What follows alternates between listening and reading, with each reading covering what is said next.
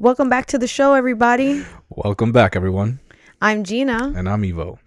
and this is going to be our last episode in 2021. Yes, it is. It's been an interesting year. It fucking has, especially the latter part of it. It Yeah. really took off for us in certain aspects, so I'm pretty happy about that. And let's cheers for tonight. Cheers to you. And cheers to everybody that's listening to us or watching us.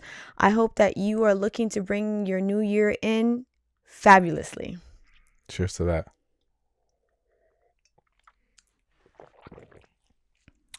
Much better than yesterday's one. Yeah. So we're actually trying out some new white wines. We don't want to give the names yet. We can give the region though. Yes, we can give the reason. And region. It is, Region. Oh, the region. I thought you said the reason. What was the reason? But there's also a reason why we're trying out new wines. Yeah. It's because the wine that we like so much is not cheap. Yeah, no, and every time we get it, we'll drink 2 bottles. Yeah. Easy. And then we're so fuck. it's and you know what, so I tend to do this, right? When I find an alcohol or drink that I like, at some point it becomes popular and the price goes up. Yeah. And then so what I'll end up fucking doing, inflation. Yeah. So what I'll end up doing is then I'll end up, shopping around for something similar with similar notes that is not too popular where the price is reasonable. Because that's, that happened to Clase Azul. You know, I used to love, I still do love it, but I don't drink it as much because I remember when I was getting it, it was like $70 a bottle. Now the price has doubled. Yeah, that's the same thing with Casamigos. I remember when I went to Miami, they wanted $70 for a bottle of Casamigos. I was like, man, get the fuck out of here. Yeah, so. Fucking pay no $70 for no Casamigos when I used to pay $29.99 for it. Yeah. We gonna drink this other shit, this other silver shit that tasted just as good. Yeah, and I love some tequila. So, I've been on the hunt and, I found a few bottles that are pretty similar to the Clase Azul. So. Yeah, so that's why we're trying out some new white wines. Ones that are a little less expensive. And that have the same kind of notes, so that's why we don't want to name drop just yet. I don't. You know what? I don't mind paying for something that that's a little pricey, but I don't like overpaying. You know what I mean? And that was the case with the Clase Azul. Yeah, it was one price at one point, and it was a great price for the bottle. But then it just demands came in, the price skyrocketed, and to me, I was just overpaying, and I don't like that. Yeah, we're not trying to do raping you records out in this bitch. No. I'm gonna just tell you right now. I'm feeling a little on the level today, Eva. Yeah, why is that? I don't know. I guess maybe because we're about to celebrate the new year. Yeah. And our son asked me today if I was looking forward to the new year. And I said to him that I don't necessarily celebrate the new year because I'm new year, new me. I'm just I'm constantly trying to evolve myself throughout the year, but I am looking forward to ringing in the new year with my family. Yeah, you've had some great growth throughout the year. Yeah, for sure. Yeah, in a lot of different areas. Yeah, I mean, you've definitely been actively growing yourself. Yeah, with full intention. It's been a mission to do that. Some people they kind of go about life and they grow at certain things, and they don't really, they grow at them because there's a little bit of passion, but they're not hardcore about it, and you've really been, 10 toes down, in it. Yeah. Like when they tell you yoga, put your toes into the ground and put your fingers into the ground and let's get with it. But interestingly that you say that because tonight we're going to be talking about goals and commitments. Mm-hmm. A lot of people in the new year will make a New Year's resolution or several rather. And so we want to talk about, why is it that people either succeed or fail at commitment when it comes to a goal. And from a little bit of research, it's come to my attention that only 8% of the people in the America are able to stay actively trying to achieve their goal or their resolution, however it is that you want to put it. And 8% is obviously on the lower scale of how people can commit. So I wanted to get into, what's what I'm looking for? I wanted to get into why it is such a low scale. What are the hurdles that people are experiencing that will either placed in front of them based on because of life or like their own. They're like, what is that? They become their own demise. Yeah, well, I mean, I think that that's primarily the reason why, excuse me, a lot of New Year's resolutions don't pan out. Yeah. You know, people shoot themselves in the foot. Well, I would like to say that I think that the world that we have built is designed to easily make you easily make you shoot yourself in the foot. Yeah, I can see that. You know, I mean, I can see how a lot of people want to change things in their life, but the one thing that a lot of people struggle with is extra time. Yeah. You know, people are strapped with time, and when it comes to, you know, setting a goal for a New Year's resolution, that takes time and effort in itself. You know, and it's hard for people sometimes to find a time to dedicate to themselves because they're so committed to so many other things around them, so many responsibilities. So that right there is like, I want to say the major hurdle of you know, getting to where you need to get. Well, when I say that, I feel like this country is built for people to fail. One of the examples that like I immediately think about is when a person chooses to make the commitment to a healthier lifestyle. Because you and I know that that is going to be a big one for a lot of people. And I say in 2022 because, listen, let's be real. 2021 and 2020, people were just trying to fucking survive, okay? So I don't know if there was a lot of goals or resolutions being put out there. But in 2022, I think a lot of people are like, listen, the last 2 years, we've been really like just trying to get by and like not get COVID and fucking die. So let's maybe focus on fitness or healthier lifestyle or, you know, whatever genre of that you want to kind of like dip your toe in. And when I think about it, think about when you drive down like a main highway in your town. What do you see? Stores and just a downtown area. You like a downtown area. Yeah, that's like what I expect to see. Yeah. So what I think about is like when we went camping, right? And we were on like the major highway for a while, and then we got off, like we exited, and then we went into like the downtown area of that town. What was like the first thing that you saw when we went into that downtown area? Fast food. All over. That is fucking everywhere. So that's what excuse me. That's what you're referring to when you're talking about that we're set up to fail. Yeah, we are set up to fail at everywhere you look in America. Yeah. There is fast food. There is unhealthy choices at within an arm's reach. So I know how hard it is for someone to walk into a mall, drive into a downtown area, go to the city, or go to places that are heavily populated, maybe where you're looking for some sort of entertainment or you're looking to go out to dinner. It is so easy to make the wrong choices. Yeah. You know, I think that there's a double-edged sword to that because not only are these businesses set up in a way where they sabotage someone's health, but I feel like us as consumers, we want things fast as well. Yeah. You know, I feel like that if consumers wouldn't mind going to a place and waiting 30 minutes for a meal to be prepared fresh, you know, would that actually be a business? Would people have the patience and the time to stand there and wait for something that's a little bit more of a healthier alternative? Or does the high demand for productivity in life leave such a small window for oneself and one's, you know, personal time that when it comes to eating, the fast food choice is just something that fits, you know? So you just kind of plug it in. I do think, though, that there are businesses that are in the fast food category that still can give you a healthier option. Yeah. And you and I have eaten and continue to eat from these establishments regularly. Yes, correct. But those are still the pricier options. Correct. So when it comes to the fast food, not only is it quick, but it's cheaper as well. So I think that those two things play hand in hand when it comes to convenience and price point. and busy lifestyles. But that is like my ultimate point is that Mhm. we are set up to fail. Yeah.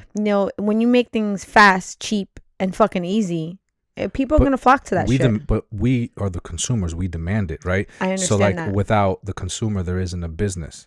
Yes, fine. If you build it, they will come. But if they don't come, then it fails.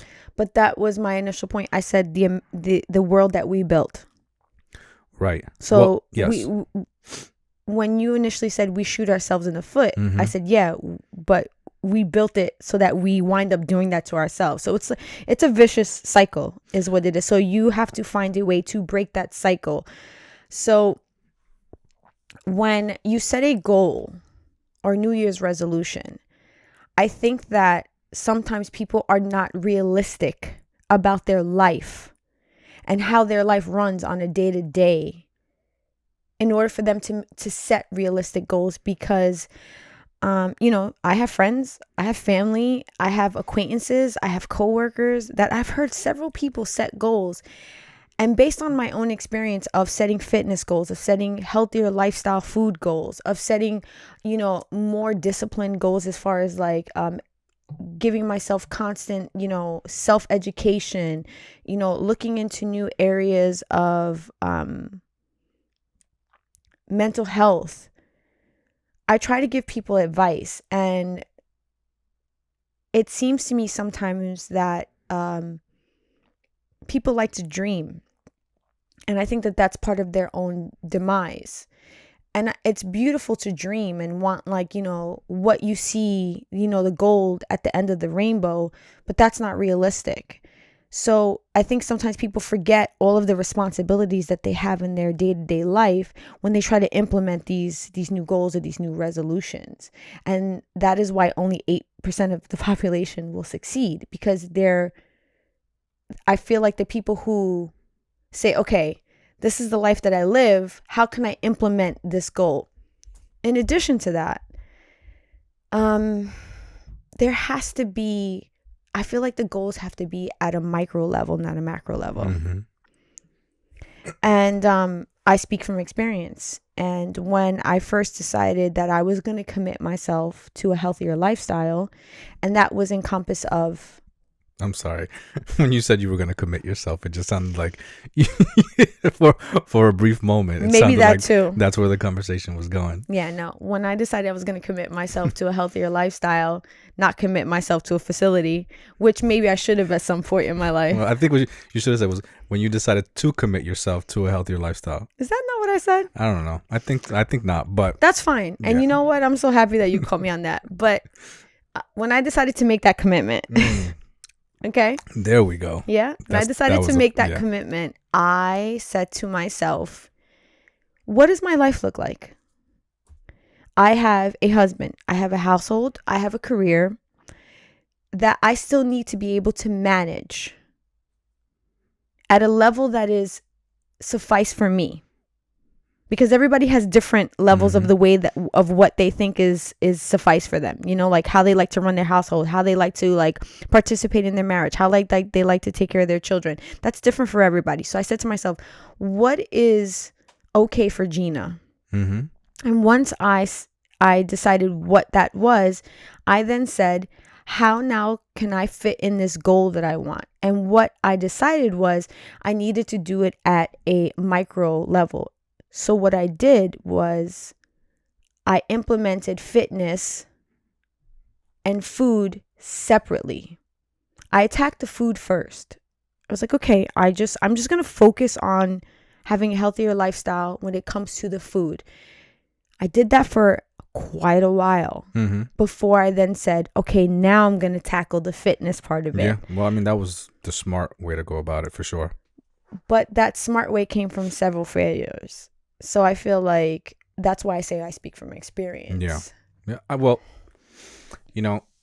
that's the beautiful thing about changing a lifestyle, that it comes with trial and error. It comes with, dedication and really almost like obsessing over the change and slowly kind of building this new behavior about yourself. Yeah. That becomes a lifestyle. And then, the crazy thing is that, once you've gone through all of your personal changes where, you figured out what to do and what not to do, and you finally kind of got a little bit of a stride going, then someone sees you kind of in your stride and says, hey, how do you do it? And then you just say it. Yeah. You just say it, like it just rolls up. Oh, this is what I did. I did this and I did that, and now I'm here. Mm-hmm. And that's the part that people have trouble accepting or even dealing with, because you make it sound easy, Mm-hmm. and then they don't realize that they have to go through their own struggles and mistakes and learning who they are as a person and how those things, how they respond to those things. I remember when I decided to get healthier, I don't know what happened. I was just going through a certain part of life where I was eating everything in sight. Mm-hmm. And I think I put on like an extra 40 pounds. I think I was pretty overweight. For me, I don't want to, not saying that I was like huge, but for me, I was overweight. And I decided that I just had enough, and then I had to like go through all of these, understanding what foods, sat well with me, what worked with my schedule, and that took a while, before I found out the things that I liked and the things that I didn't like, the things that, that other people said, oh, try this will work for you. And then I try it and I don't like it. Yeah, that reminds me of when you were like, Gina, just do intermittent fasting and drink this coffee. And I was like, oh yeah, sure. How about no? Yeah. How about if I don't eat for 12 hours and then drink a cup of coffee? I'm going to be like, the old Bugs Bunny cartoons when he drinks stuff and he's like, like, okay, that's who I become. I watched you go through that journey. Yeah. I mean, listen, understand that the best version of yourself is once you've removed all the failed versions of yourself. Yeah.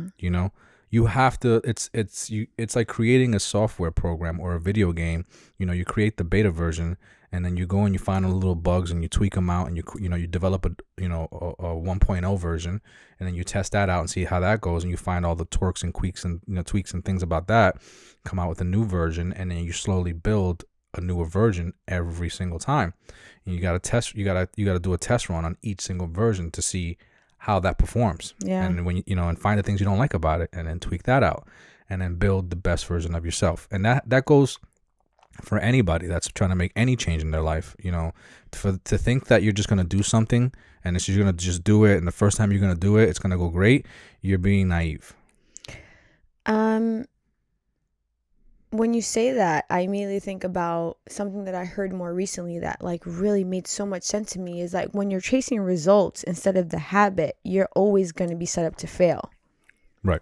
Because if the results don't come immediately for you, because we have built a world where we are looking for those immediate results and that immediate, that instant gratification, when we don't see that, we don't feel that, we will then just abandon ship. Mm-hmm. So you have to really chase the habit or the lifestyle. And again, I can tell you from experience that I initially was chasing, like the look, I want to look like this. I want to feel like this, And then I realized that once I just really got addicted to the habit, because it happens. Ooh, boy, does it happen. Yeah. Once you start seeing the results, that's when the addiction kicks in. Yeah. But the addiction is good because it pushes me a lot of the times to push past those feelings of doubt. Yeah. Or the feelings of, what's the best way I could describe this? The fuck it's, the days where I'm just like, I don't want to do this. Fuck it. The consistency behind it is, I think, what is key. And I want to get into that a little bit later of like how being consistent can have you achieve your goal. But before I get there, I wanted to talk about some of the other ways that we are set up to fail. When I think about the dynamic of a household, whether you are single, married, or, just maybe in a relationship, there are so many things that come into play when it comes to how you can achieve your goal. So I think about people, how much they work. How long do they have to commute? What is their cost of living? Oh, excuse me. Are they in a single parent household? Or are they in a, or whatever that dynamic is, there's so many things that come into play. And those things take a huge part into your success or your failure. Mm-hmm. So that's why I was saying earlier that I think people really need to evaluate their overall livelihood and say, how can I fit this goal into that? And why I think that that's so important is because that will really determine your success or your failure for that goal. Because if you make your goal too, I guess you could say, like, if it's too large to try to fit into your really tight knit schedule, it's not going to happen for you. Because you and I, we were talking the other day, we were driving, and I was like, when I think about the average day of a person, just a 40-hour week person, right? Like, you're working at a job, say you got a 9 to 5, you can even be single. So that's 8 hours a day that's dedicated to a job, just the job. And let's say that out of that 8 hours a day that you're dedicating to a job, 30 minutes of that time is for you to commute to that job.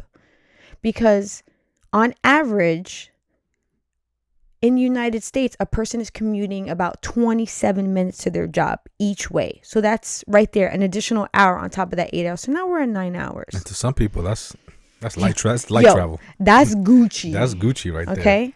Because once upon a time, my husband was commuting an hour and a half each way. More than when I was in Yes, when you were working. When I was doing mortgages. Yes, almost 2 hours. Yeah. But on average, I'm just going to take the average number. 30 minutes. That's an additional hour on top of your 8 hours. So now we're at 9 hours. And let's say on average, you are committing half an hour to get ready, which I think is on a low scale. Let's say 45 minutes. Now we have like another hour and a half. So now we're at 10 hours and a half dedicated to your job. Let's round it up to 11 because nothing ever goes perfect. You got to fucking get to work with no traffic. You got to get ready in the morning without not being able to find a sock, get out the door, not forget if it all goes, let's say 11 hours. Now you have half of the day committed to a job. Let's build in children. Let's build in a husband or a wife. Let's build in bills, grocery shopping, all these other things that you now have to squeeze in this new goal. Mm-hmm. So that's why when someone says to me, yeah, in the new year, I want to lose weight. I want to eat healthier. I want to work out 5 days a week. I'm like, whoa, pump the brakes. You know what? But though, you have to. You have to take the time to care for yourself. So many people get caught up in outwardly projecting all this energy to tend to things that are outside of who they are as a person. Mm-hmm. At a minimum, they shop, they buy themselves clothes and hair, makeup, nails, guys, haircuts, things of that nature. But really, not a lot of time goes into self-care. And are you referring to like more internal self-care? Oh, yeah. Mental health care, physical health care. Because someone would consider hair and nails, haircut, grooming, self-care. Yeah. I know. I just feel like that those things are they're very much at the surface because they're visual, and people have an appearance that they want to keep up. And so those are the easier things to do. Okay. Right? I get that. Those are the things that they, at a minimum they can do and it won't take up too much time. When we're talking about lifestyle changes, you're talking about that takes not only a lot of time, but it takes dedication and commitment and consistency. Yeah, I said we were going to get into that. Oh. No, it's fine. No, we're there. And I just, listening to what you were saying, I couldn't help hearing, you're adding all of these things into a person's life. And the one thing that I don't hear is them taking time for themselves, and that's exactly how these things happen where people, 5, 6, 7 years ride by and all of a sudden they take a look at themselves and they don't, there's a part of them that they don't even know how they got there. Yeah. Because they haven't been tending to it. They've been overlooking this part of their life and now it's a mess, and so how do you backtrack? How do you reverse engineer that? Because that's exactly what needs to be done. Mm-hmm. A moment has to be taken to look into how did I get here? Yeah. and then reverse engineer it. What I said to you earlier was it's like they almost have to rehab themselves. Yeah. And I mean, that's, and that's particularly how things go when it comes to, being overweight. The number one reason that most people are overweight is overeating. So that has to be reversed engineered. At some point, there has to be less eating along with other things that has to happen. I don't think there has to be less eating. I would push back on you on that. It would have to be better eating. Well, it would have to be, when I say less eating, okay, I don't want to get like too into it, but what I meant more like less of a caloric intake. Right? So, because that's what weight is. It's a caloric surplus. You take in food, which is fuel. Your body, if you're not active enough, where your body is in a calorie burning mode, then so rather than burning those calories that you're taking in, it's storing them. No, I Right? totally understand the science behind it, and coming from a person, you and I, who both understand this at like a different, I guess, understanding, because we both have dove both into fitness and food. I don't think it's about less. I say it's about better, because you can eat the same amount of meals but still at a lower calorie rate. Right. That's what I'm referring to. So eating, what I meant by eating less was eating less calories. Okay. Yes. I just didn't want to get into the specifics of it. You still can eat. Obviously I needed to, because you're dissecting it here. Yeah, because I'll be honest, I don't like that. I don't like for someone to think that they have to eat less food.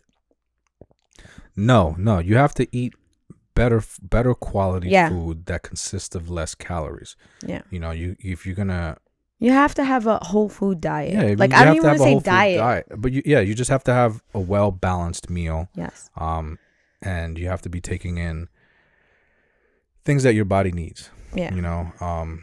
I'm just pushing back on you on that, Evo, because I don't want a person to think that, the way that I can achieve my weight loss is to eat less food. I hear what you're saying, and I mean, and I agree with you what you're saying. So yes, to your point, eating less calories. Yeah, because I think one thing I can attest to is in our journey of fitness is that we eat a lot. We eat a lot more, yeah. So interestingly enough, right? Which is like sounds fucking like a what is that? Is like a like what, oxymoron or something? Yeah, it's like you want to lose weight, eat more. Like that doesn't even sound like it goes together. You can actually eat more and lose weight. Yeah.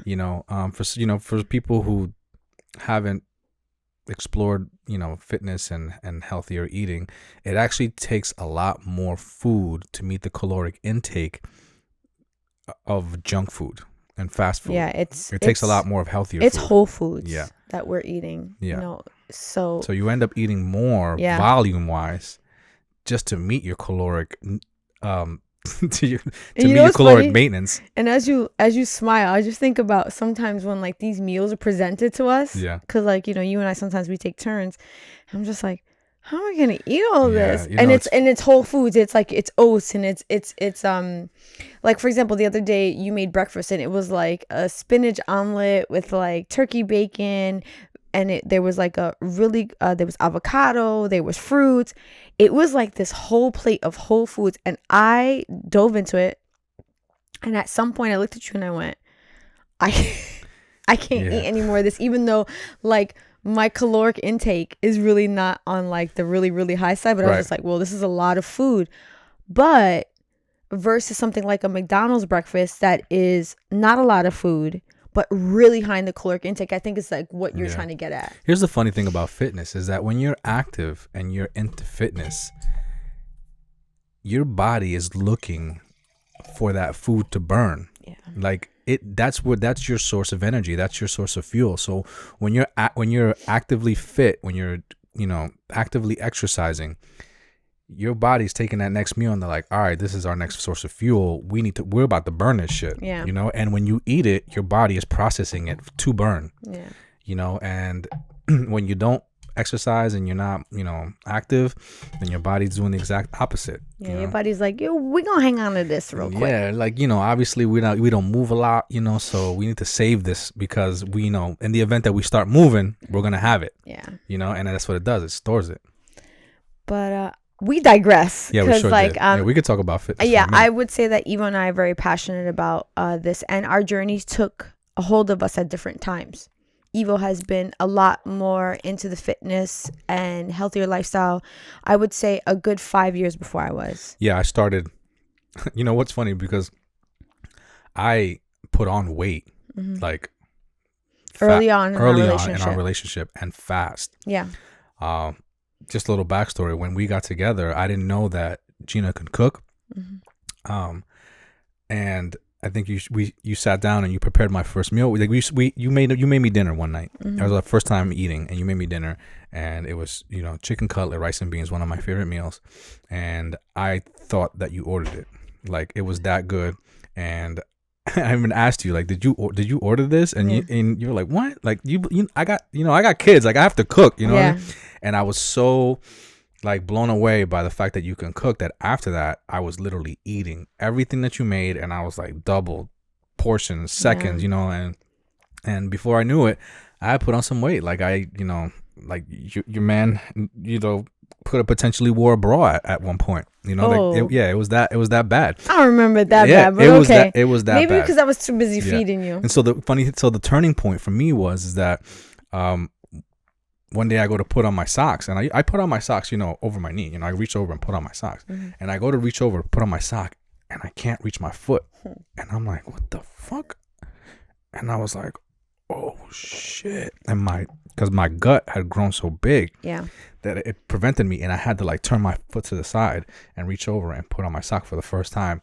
And that was it. That was a breaking point, because up until that point. And by the way, for people that are just listening to us, Evo just gave a full demonstration of how he was not able to put on his socks. I was not. Over his gut versus like gut. Leaning to the side, I had to go to the side. Pretty entertaining. And funny thing is, up until that point, like I was already noticing like I had put on weight, and I used to walk around like rubbing my belly after I ate, like, and I knew that I had weight, but it hadn't physically affected me from doing things that I would normally do. Because you were still pretty young too. Yeah. And it wasn't until that day where I physically had to do something different in my life that I normally did one way because of my weight that I was like, oh no, this has got to stop. Yeah. And then I 180 after that, and I just went into doing anything. I think I bought I'm not gonna say with but I bought one of those fitness tapes things. And I went all in. It was a real popular one at that time. And I remember we had this little itty bitty space. And this is what, it was a good fitness regimen. It was a good fitness regimen. But this, I think this really like gives light to, being committed to something and really wanting something and not needing a resolution. It's just like when the time comes, and you're going to make that fucking change. And we had a bedroom. Our bedroom only had enough space to walk into the room, walk in front of our bed, and walk on the sides of our bed. It was just enough walking space, and it was like TV and then a closet. And I made space to work out in one of those little walking spaces. You did. And I would work out right there. I would do all the exercises right then and there. And again, for people that are just listening to us, Evo is actually like, he's pumping iron right now. I'm pumping iron right there. And I never looked back. Yeah. And the reason why I think our journeys were very different is because in the midst of that, I had a child. Yeah. So our journeys were very different. And but you were like weight wise, you were always pretty, fit. And it wasn't until after our daughter, that you really like, because you were fit. You had gotten into fitness before me. Yeah. Then we met. You were just working. You were, you were fine. You didn't really need to be working out. You were doing okay weight wise and fit. I feel like, I was. You were. And then I got, to my whole fitness thing. I wasn't fit. And you were working a lot too. Yeah. I wouldn't say that I was fit, because I can tell you now there are things that I could do now that I don't think that I could do back then. And we're talking about a decade ago. Yeah. But we're kind of getting off the beaten path. I just want to say that our journeys were very different. Yes, they were. And that's okay. Yeah. You definitely were inspiring to me, but I had to take a different path than you. And but I thank you for bringing that into our home, because one of the things that, I had said earlier that the world that we have built is set up to fail. There are ways that you can set yourself up for success. And one of them is having another person keep you accountable. And because you brought fitness and a healthier lifestyle into our home, it helped keep me more accountable for the ways that I was failing.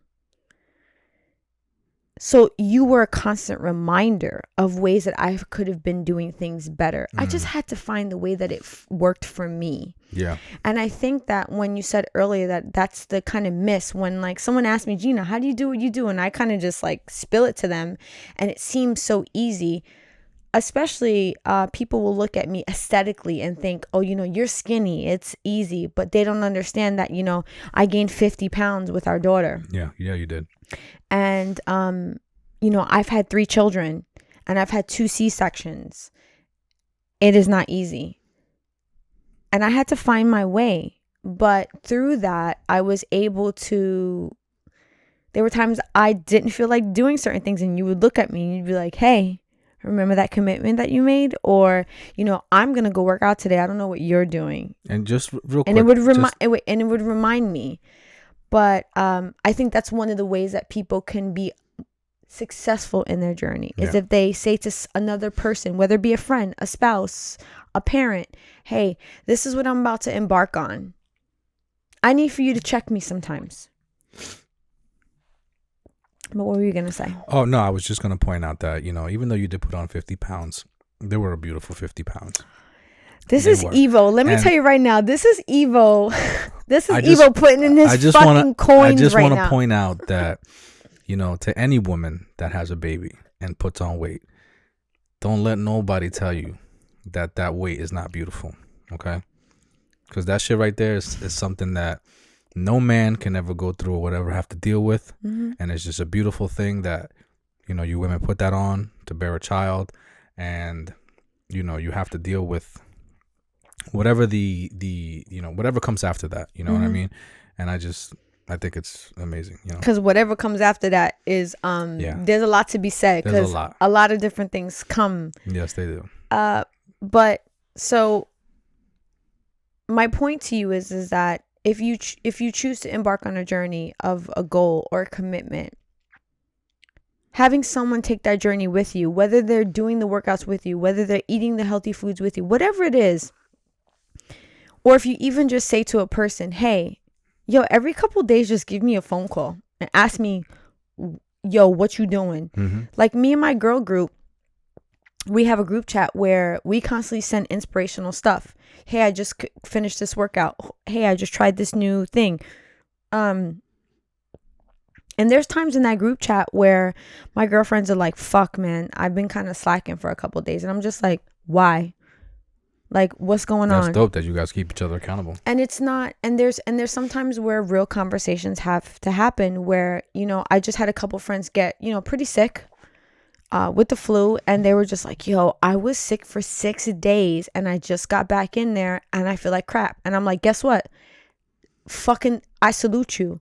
You still took your ass and still went and still said, I need to achieve this goal that I want. And that's what I mean about creating the habit versus looking for the end result. My friends are looking to create a better life for themselves. They want that longevity. They want that autonomy as women, for them as mothers, for them as wives, for them as just being who they are. And like, I salute them on that. So I think that that's important. In addition to achieving a goal or a resolution, I said that, you have to make it more micro. And once you make it more micro and you can start to attack things, I think it's important to realize that there may come a point where you need to remove things from your life. Yeah. I mean, you're right. I think what you're saying is a prime example about people finding what works for them, going through trials and error. Like, that works for you. Turns out I don't need that. I'm very much capable of. Yeah, evil self-sufficient. I'm very self-sufficient when it comes to getting my ass up and doing what I got to do. But that's what works for me. You know what I'm saying? Like, I did the whole messaging your friends and hey, you put it in today and blah, blah, blah. And like, I just found that I didn't need it. Yeah. I didn't need nobody to hold accountable. I was very much capable of holding myself accountable, Yeah. and that is part of the journey. That's part of finding, getting in where you fit in, and I think that that's great that you brought that up, because we were able to bring up these two different scenarios, and how what works for me is completely different than what works for you. And that is part of getting to where you need to get to. I think also, but I think what I was trying to get at is like, there are times that you're going to have to remove things from your life. So like when you said that you realized that the conversation between you and your friends or gym buddies wasn't really like working for you, you remove that. Yeah, I didn't need it. I definitely didn't need it. I feel like I tend to see things, and again, this is me looking from the outside in, but I'm also looking at it with a little bit of a fine-tuned like microscope, because I have experience on what I'm looking at. And I've noticed people who will say that they want something in their life, but then they're not removing the things that then will become their downfall. So whether it's a family member that is saying, oh, you're vegan now, whatever, like, like whatever toxicity is potentially being put into your life on a new goal that you're trying to embark on, you need to remove that shit. Yeah, absolutely. And I'm sorry if it's your family. I'm sorry if it's your friends. I'm sorry if it's a place that you like to go to. There has to be the discipline where you say, this is not like... If it ain't helping you, it's hurting you. Yeah, and this is like a joke, but if you watch the new Karate Kid with Jaden Smith, there's a scene, and I love it. There's a scene where he goes and he he's friends with a little girl, because he moves to China. Mr. Han. Yeah, he moves to China, and he becomes friends with a little girl, but the little girl comes from a family where they are very disciplined. Super strict, very disciplined, and the little girl is a pianist, right? Yeah. And they notice that the character that Jaden Smith plays, Dre, that he's kind of having like a little bit of an influence on the girl, where she's wanting to have just more fun with him, which is kind of pulling her away from this discipline that her family is putting her, which is a little much. What winds up happening is she goes to a thing where she plays the piano, and it's going to potentially help her get into like a prestigious school. And he's in the back and he's clapping for her, and she walks up to him at the end and she's like, I can no longer be friends with you. My parents think that you are not good for my life. And I think that sometimes that's what has to happen. And I'm just using that like as an analogy. You have to realize the things that are not good for your life. Even though I think Jaden was very good for her life. And I think her parents in the end, they understood that. But if you have friends or family or co-workers or a place that is not good for this goal that you're trying to achieve, you have to remove it. And the discipline that it takes to do that is not easy. Yeah. But it is vital. Because, sometimes you got to shake the branch to knock off a few dead leaves so that new ones can grow. Yo, Eva always be dropping these fucking gems. Because that's what it sounds like. Here I am talking for like 10 minutes trying to get to a point. Eva's just like, here, by the way. You sound like evolution. You sound like the growth of something. Yeah. And you sound like, things that are dead weight falling off to make space for new things to grow. Yeah. So ladies and gentlemen, if you are trying to commit to something, whether it be fitness, whether it be a healthier lifestyle, whether it be a new job, if your homegirl or a homeboy calls you up and says, yo, what's good? You want to come out and drink tonight? And you trying to achieve a goal? No. Yeah. And then just, goodbye. To the simplest form, just remember, if they're not helping you, they're hurting you.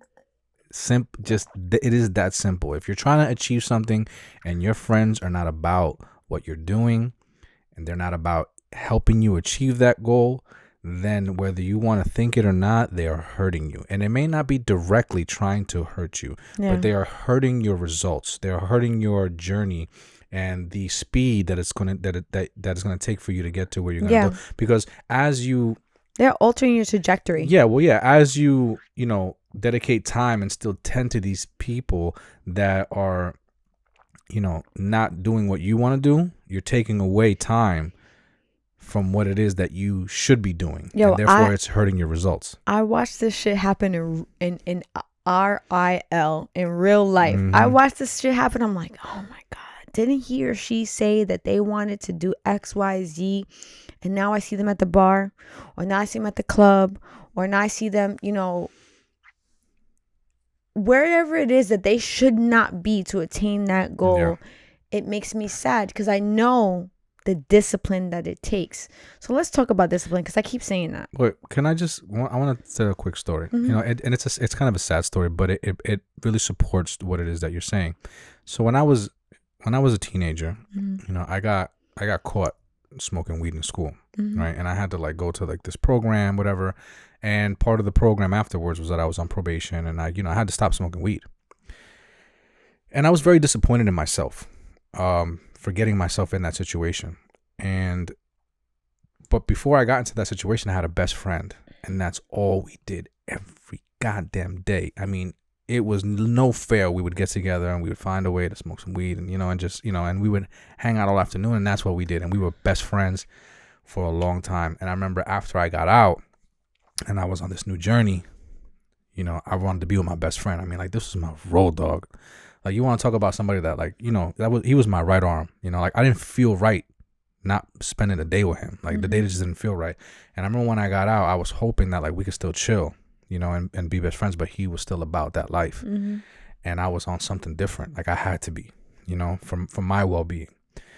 And the sad truth is that I had to cut him off just for that. I had to end my relationship with my best friend because he was on some shit that was not supportive to what I was doing with myself in my life, and what was, the journey that I was on. And that's a prime example of, if they're not helping you, they're hurting you. Because anytime that I hung out with him, I was potentially risking myself for falling back into something that I shouldn't have been doing. I just want to add to that. I give this advice a lot to our boys and to our daughter. She's still kind of young, so she like doesn't understand the full scope of it. Is that if someone is truly your friend and loves you, they will still be there at the end, the middle, and the beginning of your journey. I have friends that I've been with for 30 plus years, and we have gone very different roads in our life, and they are still there for me. Even though we have chosen to go separate ways as far as like the things that we are trying to achieve in life. But at the core, you guys are still together. That is my point, is that even if you separated yourself from this person because you knew that what they were doing, you could no longer make yourself, you could not participate in it, does not mean that that person is still not your friend. But if they choose to recognize and say, oh, they don't want to hang with me anymore, they want to do what I'm doing, then fuck them. Then they were never really your friend. They were a person that was what's that saying? Like, they were participating because it was convenient to them. No, you know what? In his defense, no, I'm not, Evo. I'm not saying that in that particular circumstance. It sounds like you're saying that they're not really your friend. No, there are circumstances where that happens, where a person is using something based on convenience. No, we were friends before that. Like, we as our friendship grew, we like picked up smoking weed, and that was just something that we did together. But we were best friends before that, like before any of that ever popped off. And once we went our separate ways, like, we were still cool, but because we weren't hanging out all the time, something happened like later on that made our paths cross, and he doubted my loyalty. I something happened where I still stayed true to him. I stayed loyal to him. Like, I honored our friendship, even though we weren't boys anymore. You know what? I'm just gonna say it. His girl at the time ended up coming by me and my friends, and like, she was trying to like kick it to one of my boys, and she didn't know that me and him used to be best friends. And I recognized her, and I was like, "Yo, aren't you what's so such and such's girl?" And she looked at me like crazy, and she took off. And I called him and I told him about it. I was like, yo, your girl was over at my spot. I remember this story. Yeah. I was like, your girl was just here with her friends. They drove by. One of my boys hollered because like they saw him drive by in the car, and they just hollered. They turned back around and came, and they were like, blah, blah, blah. I stayed on the porch while they were downstairs talking. And then I looked and I recognized her, and then I came down, And I blew her up. I was like, yo, I know you. And I blew up her spot. And they took off. She immediately called him and told him some other story, trying to cover up her tracks. And then when I spoke to him, I told him the truth. He ended up believing this girl over me. And that was the end of that. Like, I was like, yo, this dude, me and you, we're done. Like, we're done. You know, I could have let that whole thing play out. I could have let my man talk to her and her friends but because that was my boy, I was like, nah, this is not happening right now. Like, no way this is going to go down. Like, you're not going to play my boy. And she got to him before I did. And I guess, he believed her, and that was the end of that relationship. Well, unfortunately, in my perspective, that was never really your friend. I beg to differ, but whatever. That's fine. Yeah. Like I said, that's why it was my perspective. Yeah. But I also said, maybe I didn't say this yet, but there's a saying that goes, show me your friends and I'll show you your future. Absolutely. And one thing I can tell you is that I have some wonderful friends in my life. And yes, you do. I'm very fortunate for these friends. But I also can tell you that I'm very particular about who I let into my life. After some failed situations, but they were very few, and I learned them very early on. So getting back to having to remove things from your life, I said it could be a person, place, or thing. I know how hard it is. I know how hard it is to remove something from your life that you are potentially codependent on. So if you're dependent on a person in your life, a friend, a spouse, to give you the feelings that you feel like you need, to have to say, I need to remove this. That's tough. That's fucking hard. Yeah. If it is a thing, okay? If it's a car, if it's a house, if it's money, if you need to fucking remove that in order to achieve your goal. So example, and I'm going to use a story of my own. I had a really good job at one point. And I said, I don't want to do this anymore. I want to do what I really want to do, which is I want to create art. And I remember looking at you and saying, I want to do makeup. I want to be a makeup artist. I remember this vividly. And because you were going from one industry to the other, the polar opposite. You were doing 180-degree spin. Yeah, and I was very successful in my industry. And you were like, look into the windows of my soul and understand that this is what I want to do. And I was willing. And I was like, you were like, what? And I was willing to start at the bottom. Yeah. I was willing to start at the bottom with nothing. So that's when I say, if it's a thing, I was willing to, I took my whole fucking career and threw that shit in the trash and said, no, this is what I've always wanted to do. I'm going to fucking pursue it. And I don't give a fuck if I have to start at the bottom. I don't give a fuck if I have to leave these people, this place, this thing that I know I'm going to do it. Yeah. And when I tell you that was so hard and so intimidating for me, but I took you along for the ride with me. Like I said, believe in me, I can do this. That's what I said earlier. Like sometimes you have to have someone else with you. But I did it. So when I tell you I talk from experience, because sometimes people are like, it's fucking easier said than done. Fucking I know. Yeah. So if you have to move people, if it's a thing, if it's a place, if you have to get up and move from where is the fuck that you live in order to achieve your goal, if it's across country or across the fucking world, then my guy or my girl, you're going to have to do it. And I understand how fearful that may sound, but if your goal is what you really want and you really evaluated what's important to you, right, then that's what you're going to have to do. I think the important part is that you didn't, like, there's certain people that will set that as like a New Year's resolution, right? This, my New Year's resolution is I'm going to get a new job. I'm tired of this job, right? I'm going to get a new job. And next year, I'm shooting for the fences. But when you came across that point in your life, you were fed up. Like, a change needed to happen, and it needed to happen now. And I think that that's the takeaway when it comes to identifying New Year's resolutions. You resolve something in your life, at the time where it needed to be resolved. Mm-hmm. You didn't forecast the goal or the start point to it to a certain day to say that I'm going to start on this day. Because guess what? When you do that, then you're not really ready. Yeah. Because when you're ready, this shit happens today. That's exactly why when our son asked us today, Mom, are you excited? Are you excited for 2022? Yeah. I was just like, I really don't care. It's just a new year because a bitch is constantly evolving. We're not waiting. This shit is happening right now. I'm tired. I'm fed up. And I need a fucking change in my life. And I think that is the important part about resolving something that's in your life that needs to be changed. And instead of setting it to a New Year's resolution or setting it to a certain start date. That if you have, let me tell you something right now. If any of you are thinking that I need to make a change in my life and I'm going to make it starting January 1st, then you're not ready. You're not ready. All right. Because changes happen when the fuck they happen. They happen today. They happen right now. I'm not waiting. Who the hell waits for change? If you really want it, you go and get it. Yeah. And that's the end of the story. If it happens to be that you decided on December 31st that you're tired of whatever the fuck your situation is and it crosses over into 20 of the following year, then great. Then great. So be it. But, don't do yourself a disservice. Like if you really want to make a change in your life, don't set the start date. Go for that shit. Yeah, go for it. Do it now.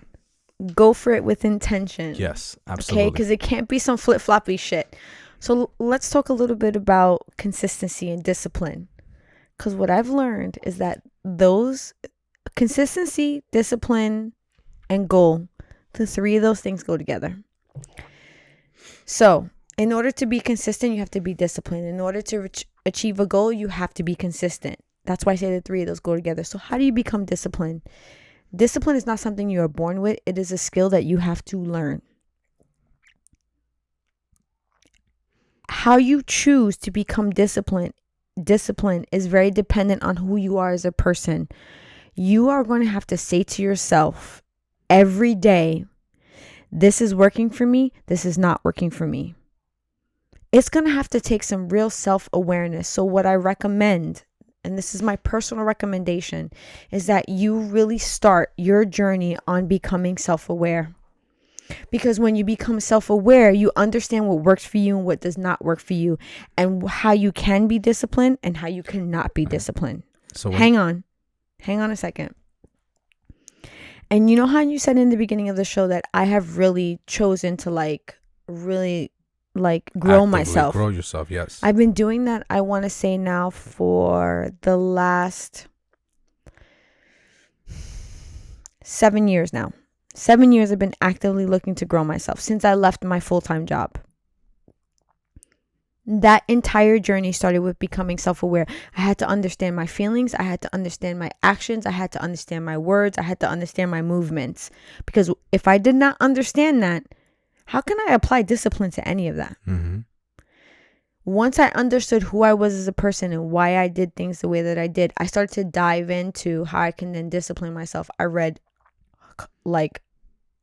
more than a couple books to really understand self-awareness.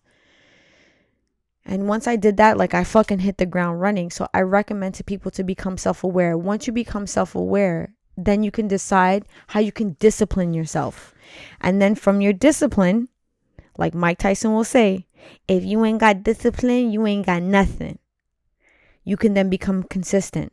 Mm-hmm. And then when you realize that you can become consistent, you can then fucking achieve your goals. And that shit is hard because that's like a 4-part journey. There's one part that I feel like is missing right there, right? What's missing, Evo? What's missing is that I love Mike Tyson, by the way. Yo, that's my guy. To this day, except for there's a few things about him I don't like, but I will. Current age, I would still not fuck with him. All right.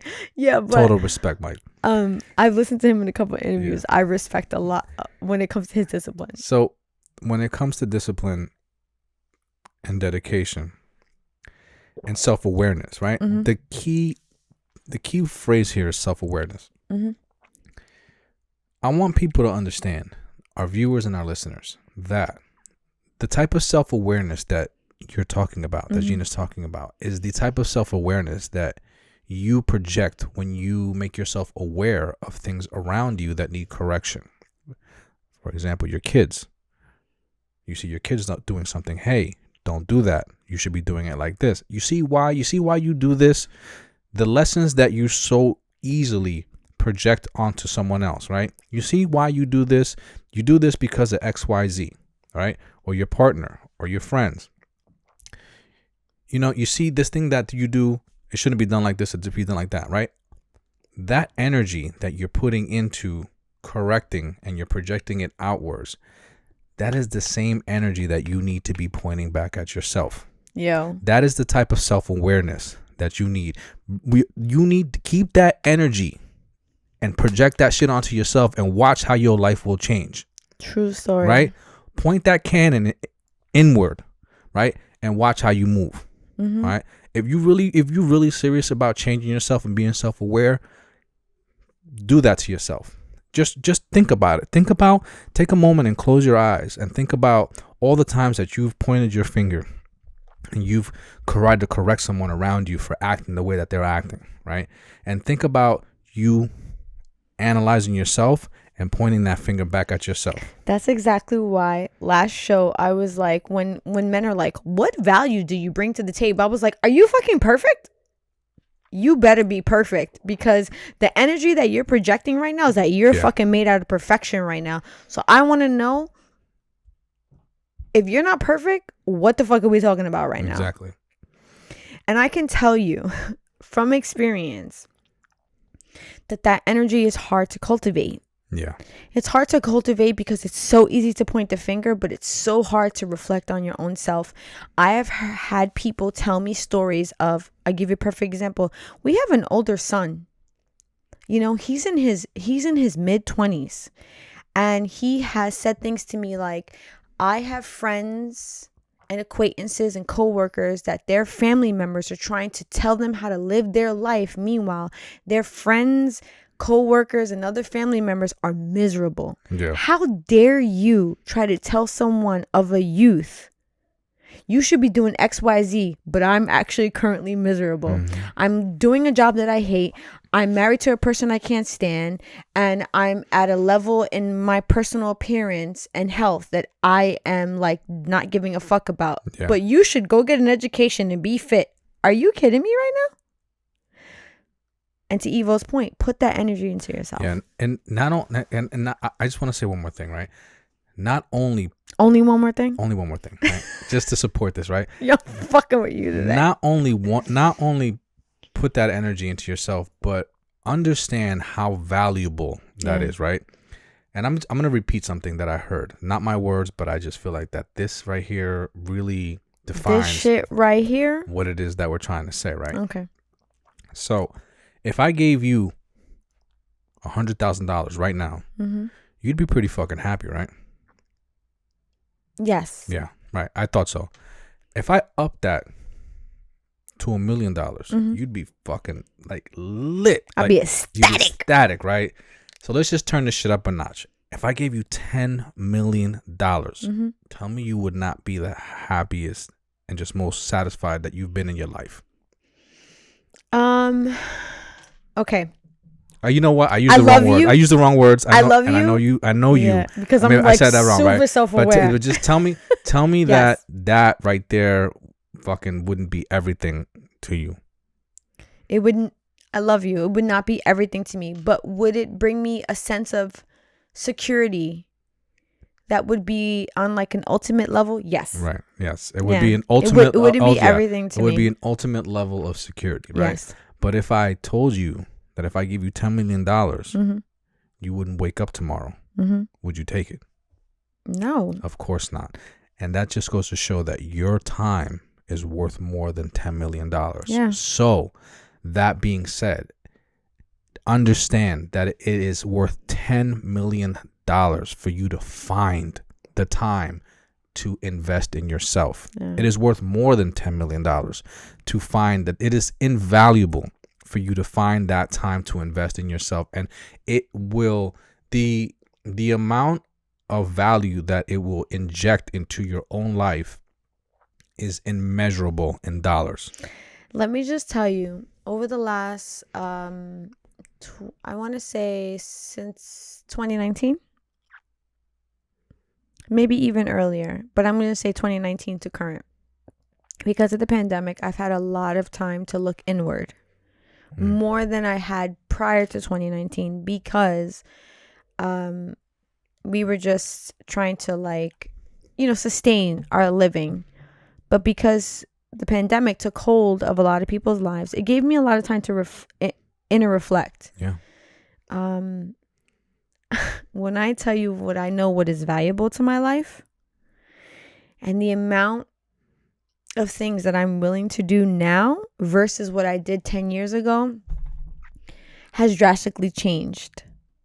I no longer look for the outside world for happiness, or I don't look for the outside world for enjoyment. Mm-hmm. The enjoyment and the happiness that I can get by my goddamn self is exponential. Yeah. But it took a long time for me. And this is why I say it took a long time for that, because I had to become self-aware. Because for a very long time, I was just trying to survive. And that's another conversation. We'll get into that probably in the new year. Me and Evo said that we were going to be talking about drugs and a lot of stuff. But we thought those conversations were a little heavy, and we didn't want to get heavy into it. But it took a long time for me to get to the point that I am in my life. And I know how hard these journeys are. So that's why I said that I thought in order for you to become disciplined, have consistency, and reach a goal, you need to be self-aware. Absolutely. And I've learned that from experience, because if you are not self-aware, which is basically having the awareness of your goddamn self. Yeah, I mean, you will fail every fucking time. Yes. The whole sole purpose of becoming self-aware is finding out where your weak links are, right? Because you're only as strong as your weakest link. Correct. You could be super strong in so many aspects of your life, but that weak link, if it's hit in the right spot, that shit will destroy you. That shit will take you down. It is a fucking razor blade to your Achilles heel. You're going down, right? And when people don't self-reflect, they overlook these weak links. These things manifest in their lives, and they don't even know that they're there, because they're so outwardly projecting everything that they're analyzing everything outside of their lives and just reacting to everything that comes at them. So that's why it is worth more than $10 million. I want to just give self-reflect. I just want to give you an example of like how I was able to identify a weak link in my life. Mm-hmm. A bitch does not like to get up in the morning when it's cold and go to the gym. So what did we do? Or what did I do? Rather, I'm going to say we. But I created a space in our house that I was like, we're going to dedicate this to fitness. Because when we first initially moved into our home, we had some fitness equipment. We kind of had it scattered in a way where like it really wasn't conducive. It really didn't inspire. That's because I got in where I fit in. Yeah. I didn't need much. Because that's you. Yeah. And this is why I told you our journeys are very different. Yeah. We had some fitness equipment, and we were just like, okay, we're just going to put it somewhere in our basement. And like, I was used to our small apartment. Yeah. I didn't need much. So if you put my weights and my freaking pull-up bar in a corner, and it doesn't matter where it is. And that's you. Yeah.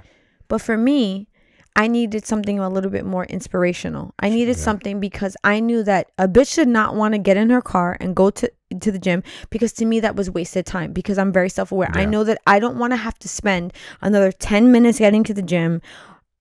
I'm just being very realistic about myself. So I said, how can I create a space in my home that is inspirational to me? And then I went ahead and did that. Has that space not been super like a point in our life where we look at it and we're just like, I have no fucking excuse to not. And I know everybody doesn't have that. I'm just using that. Just about to make that point. But what I'm saying to you is, as I use that as an example of how I was self-aware to say, I don't like this. Yeah. How can I implement something in my life that where I can create something that will make it where it fits who I am as a person? Because when you're not actively doing that, that's why I say you will fail. Because you're just like, oh God, I gotta go to the gym. Of course you don't want to go to the gym. It's cold, it's hot, or whatever it is. These things that will make any little inconvenience in your life, because we are constantly as human beings having inner self-talk all the time. Yeah. And how easy it is for you to be like, oh, I kind of got cramps today, or I kind of got a headache, or I'm a little tired, or whatever it is. Boom, you're not going to the gym. Very easy. Okay, so if that is a way that you constantly self-sabotage, what are you doing to counteract that? That comes with self-awareness. I'm so adamant about that. And I'm gonna recommend like a book that has helped me. And shit, I don't have it here right now because I gave it to Evo to read it. And it's The Art of Not Giving a Fuck. Yeah. Excuse me.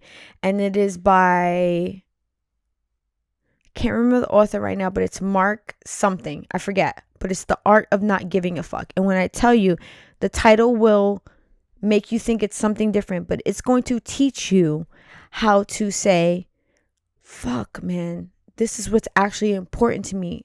This other shit does not fucking matter. How do I hone in on these things that matter to me?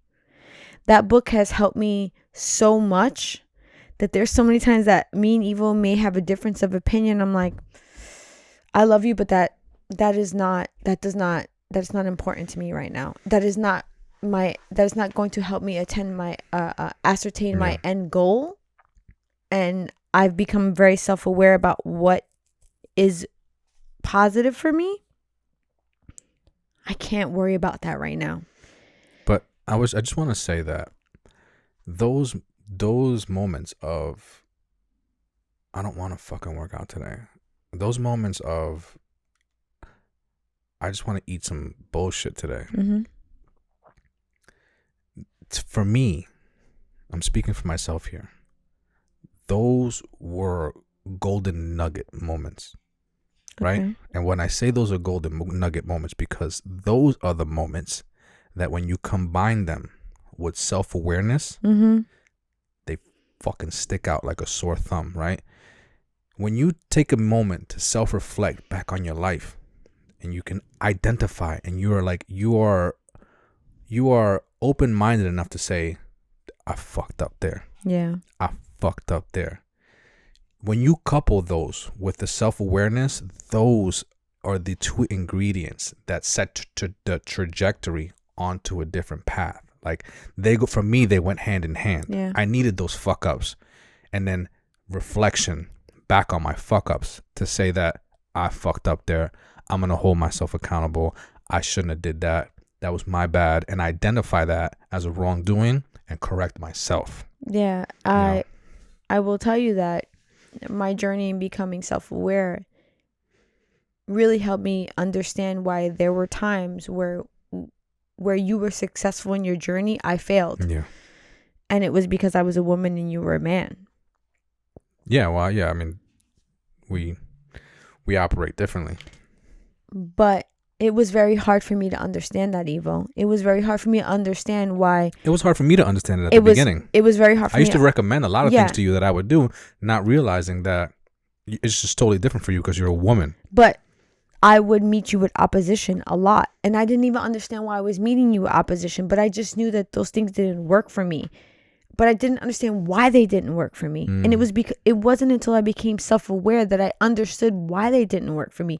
So, case in point, 4 days before my period, why I want chocolate. Mm-hmm. Because my hormones are doing something very differently than your hormones are doing that you will never experience. So how can I hold myself to the same level of accountability? And all you men out there, you better co-sign that bullshit. You better get me my fucking Jack cheese You doodles. better co-sign that and bullshit. my fucking chocolate. Mm-hmm. Especially if that's your wife. So let me just tell you how it used to make me feel defeated as a person when I would see you be able to push through those moments. And I'm just like, why do I want this right now? Because I was not self-aware. I did not understand that as a woman, that my body was telling me something very different from you. And now you'd be like, Gina, let's do XYZ. I'm like, nah, I ain't doing that. Yeah. Fuck out of here. How about this? No, because this is the time of the month or whatever it is. Mm-hmm. My body's telling me very different from yours. I'm not doing that. I love you. I'll see you tomorrow. And that's all good. But that came with me understanding myself as a person. Absolutely. And that's it. So to wrap this fucking shit up in a bow, okay? I'm just going to tell you, it starts with self-awareness. So before you set any fucking goal, I'm not trying to tell people what to do. I'm just trying to tell you based off my experience. because I would consider myself a woman that is about to be 42. I would consider myself successful in a lot of genres in my life because I'm strong in these areas, but it has taken so much failure. Yeah. And so much tries. It starts with self-awareness. But because I wasn't self-aware, I consistently failed at discipline. I consistently failed at consistency. And I consistently failed at goals. Yeah.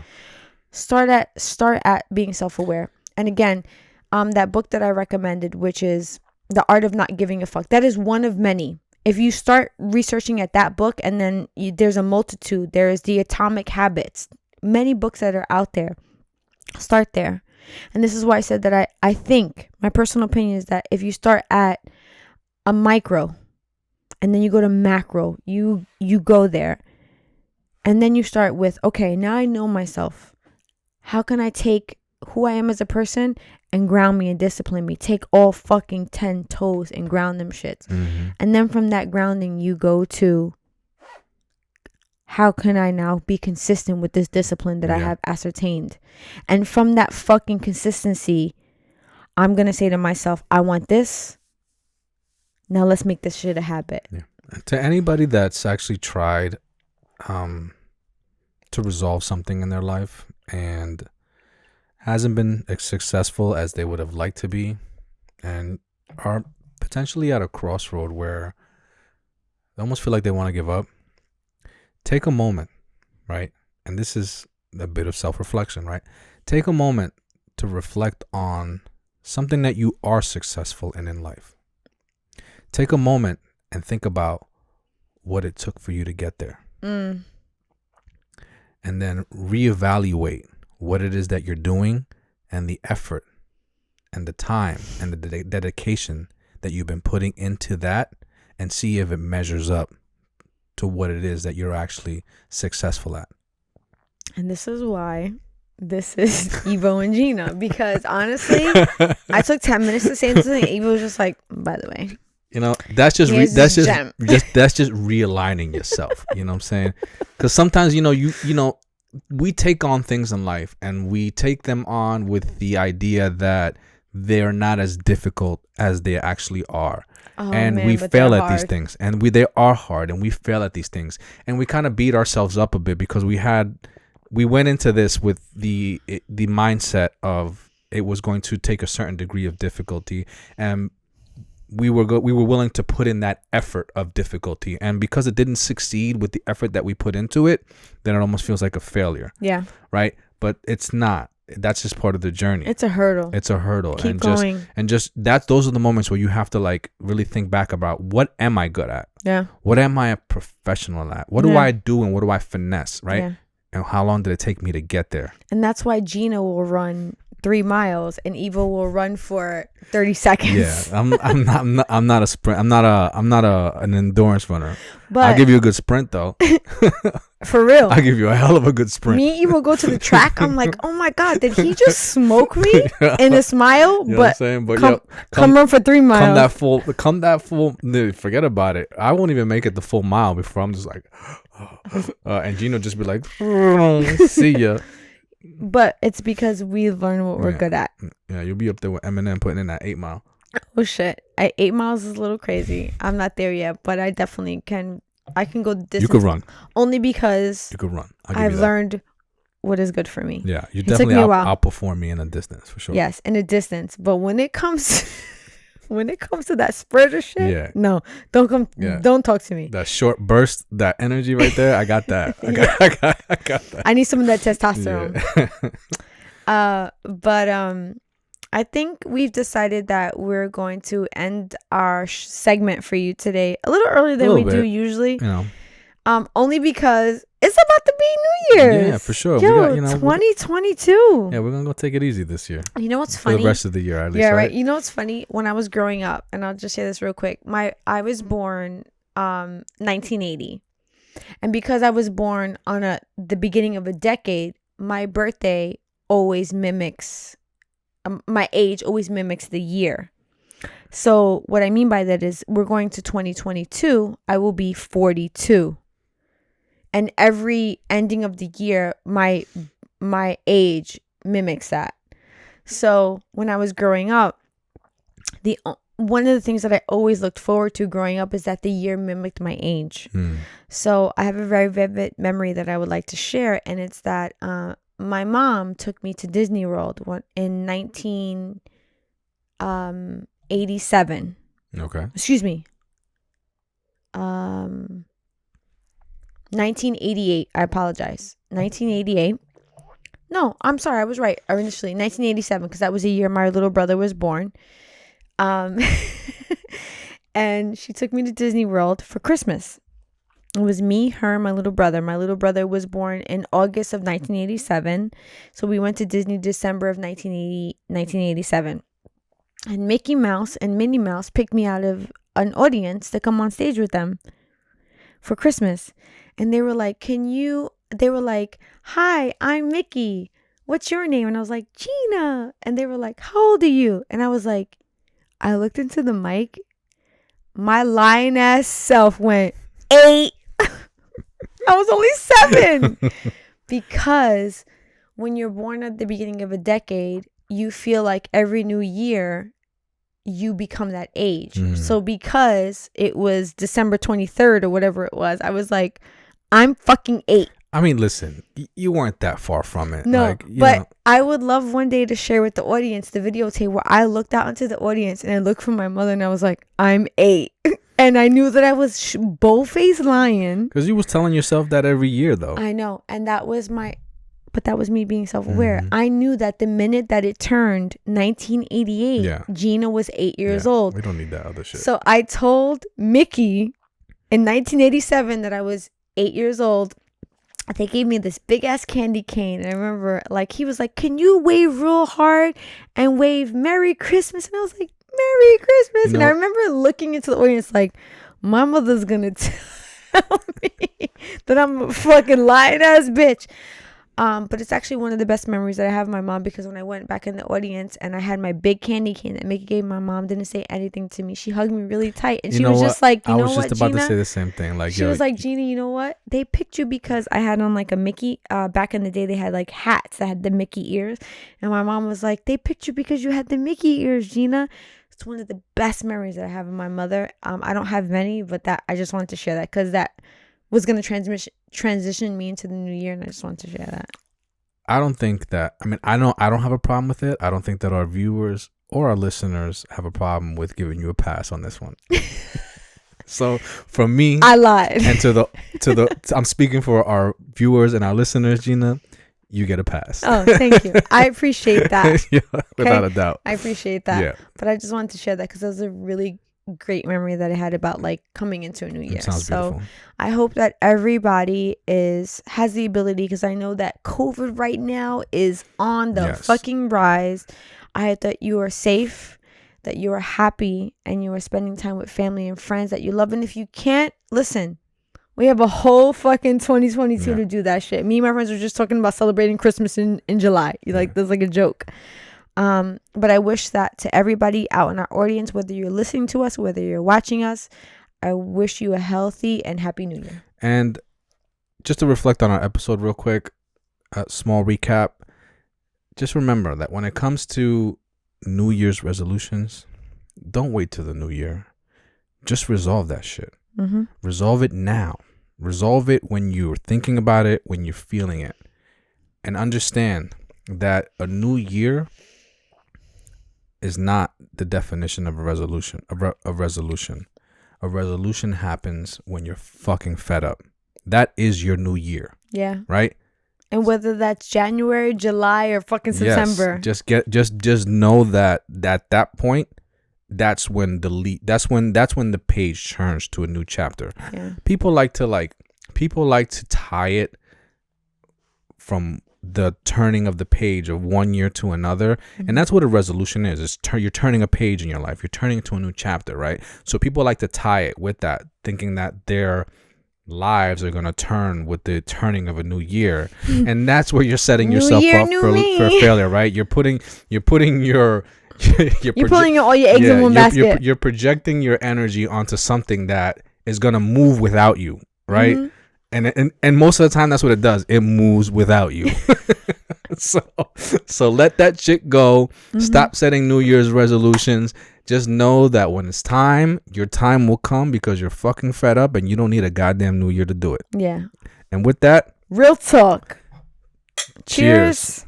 Right. Happy New Year to everybody Happy out New there. Year's to all of you. That brings us to the end of our show. Evo and I have enjoyed ourselves immensely talking to you throughout the year, and we look forward to doing it in the new year on another Shit Talk Fridays. Absolutely. But until then, peace out. Peace out.